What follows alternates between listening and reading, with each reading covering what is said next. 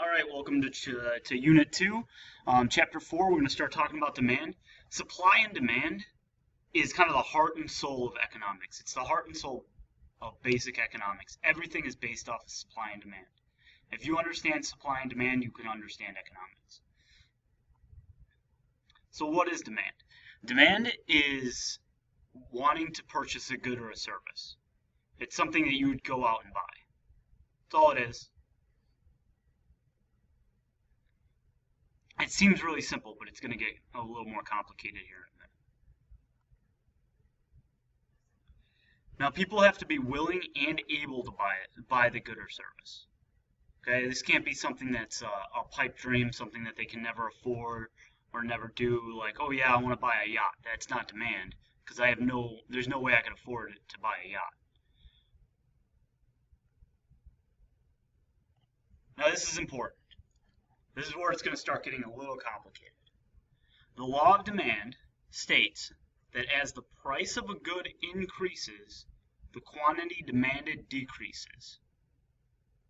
As the price of a good decreases, the quantity demanded increases.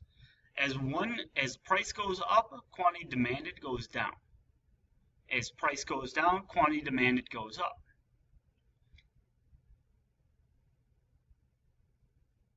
This is called an inverse relationship.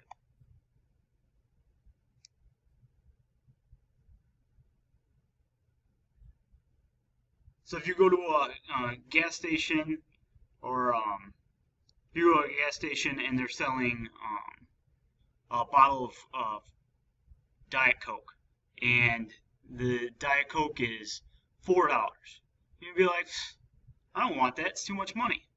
All of a sudden, quantity demanded has decreased. You don't want it. You don't want as many. If you really, really need a Diet Coke, maybe you'll buy one.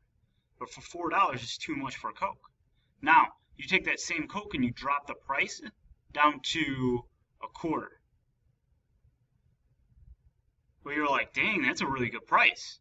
That's a really good price for Coke. Maybe I'm gonna buy like 10 or 12 of them. That way, when I get thirsty later, I'll have them. All of a sudden, price decreased to a quarter, and your quantity demanded, the number that you wanted, increased. It's an inverse relationship. Again, it probably seems kind of simple, but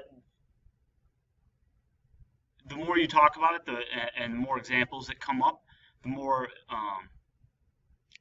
complicated it'll seem to become. The one thing I want to point out is that price is the thing that changes. Price is changed by human beings, which changes the demand. Demand doesn't affect the price. Okay? Price affects the demand. What's the difference between demand and the quantity demanded? Demand is kind of an abstract term. It's just the willingness and ability to buy something. Quantity demanded is a specific number of units that you want to buy.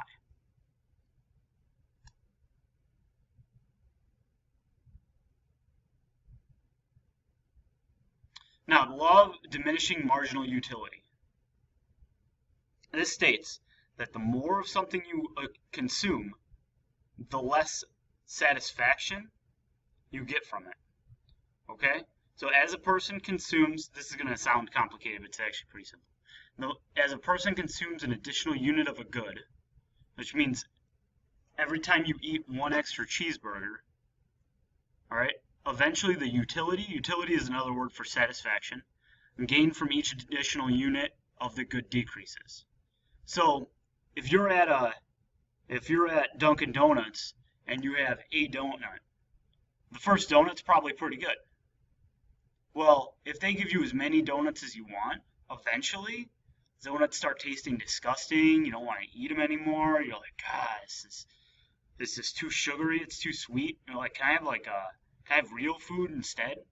So the first one was really good, and then every additional donut after that, you just like a little bit less and a little bit less. It's just not as good. Another example would be cheeseburgers at McDonald's. Maybe the first one you eat is really good, but after that, every one you consume just is not as good as the one before.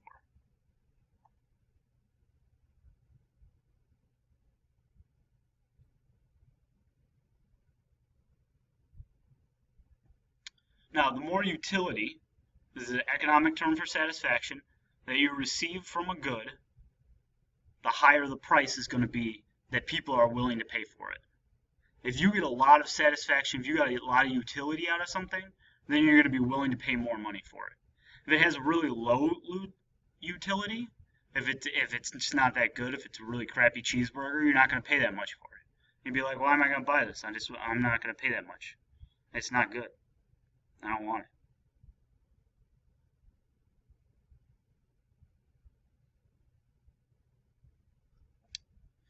Now, charts and graphs, this you just have to keep straight, okay? So, a demand schedule is a numerical representation of the demand of the law of demand. Okay, a demand curve is a graphical representation. So, demand schedule is a chart. The demand curve is a graph.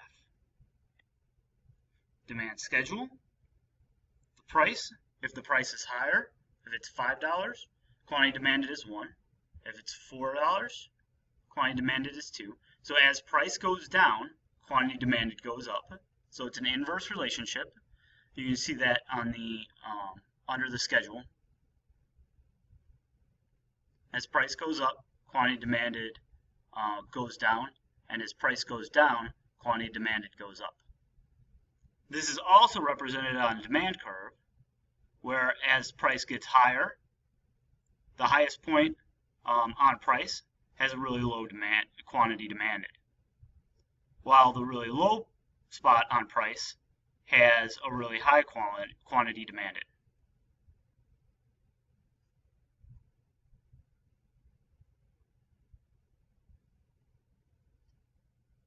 Now, when demand increases for something, what's going to happen is the entire demand curve is going to shift to the right. This is just one of those things that we could talk about, but you just need to understand it. So if the price is going to stay the same, if the price is $5, and originally people want one item, okay, this is where they would be. If the demand increases, even at $5, a high price, people are going to demand more. And maybe they want 4 now. Now the quantity demanded is at 4 and not lower like a quantity demanded of 1. Same thing at the bottom. If the price is really low and your demand increases, then it's going to jump over to the right. So what happens when the demand increases? The entire curve just shifts. The angle of the curve doesn't change. The entire curve just shifts to the right. Now, using this, you can kind of figure out that if demand decreases, the demand curve, the entire thing will shift to the left.